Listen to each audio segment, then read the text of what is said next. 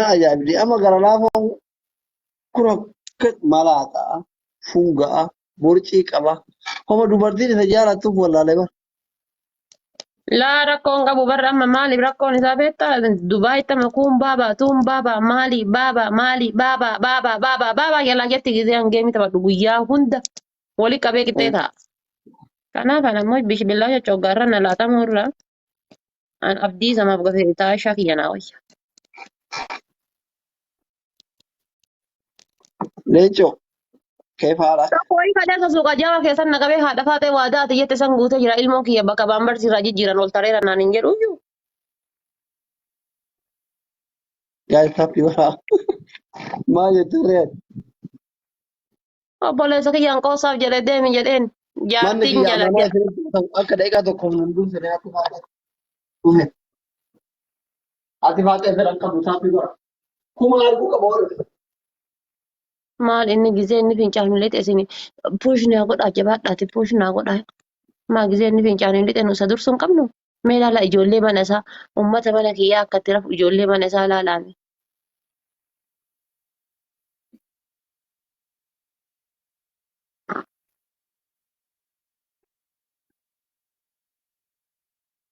Ay ummata mana kiyyaa ay ummata mana kiyyaa dee Na bira tarraan qaaraan ijoolleen kiyya warra amaanaa nyaatu malee warra amaanaa baatu malee warra amaanaa nyaatu miti bara. warri kaayiroo dhufuu barbaadan aslii dubbisaa keessaan namichi ana biyya kana na fide hiriyyaa isaati. Ka jaartii kaayiroo fiduu barbaaddu, ka obboleettii ta'e kaayiroo fiduu barbaaddu, ka ofii keetii kaayiroo dhufuu barbaaddu aslii dubbisaa. Namichi biyya kana na fide fira isaati waan ta'eef viizaan kan kee wanni hundi asii hojjetama. Itoophiyaa irraa ammoo wanni ati hojjettu tokko hin jiru jechuudha. Ijoolleen baay'een bara haadha faatee lakkoofsisiin yookiin kaayiroo dhufuu barbaadu. Haadha faatee abbaa nuti ispoonsara irraa ta'ee miidhagina hin jedhu na amantu beerritu wal malee dhiira nama. Birrii teessan nyaate taanaan anatu qabee mana isaa isin fida gaafa isin dhuftan. Balbala Maal itti abbaa qottan. umurii namaa nyaatu lakkee. Sijjammar ani dallaalallee miti nama deemuu barbaadu. Bombolina takka naa kenna. Bombolina takka na ishittoo birrii meeqaa? Dabada gara laafoo kiyya goota kiyya. Ilillii kudhan gara laafoo gargaara gara laafoon seenaa dalagaara.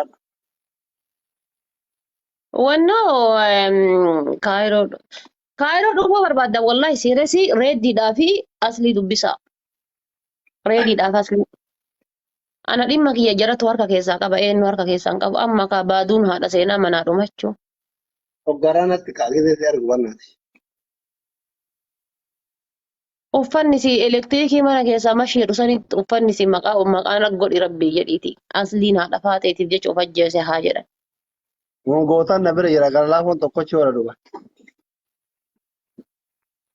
Silaa asliin maa nama jalaan dubbatu haadha faatee.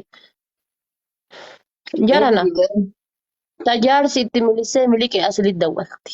Tajaarsi birrii irraa nyaate aslit dawwalti. Tajaarsi baajaajii irraa fudhate aslit dawwalti. Tabirriin irraa hawaalaa irraa nyaattamte aslit dawwalti. Wallaahi bar. شوف يا كويتي هالشيء this is عرفاتي أنت كلام ما أعرف إيه هذه عرفاتي ما تعرف Nanni كويتي توك sama dhugaa bomboliinaa بيكي fi kan.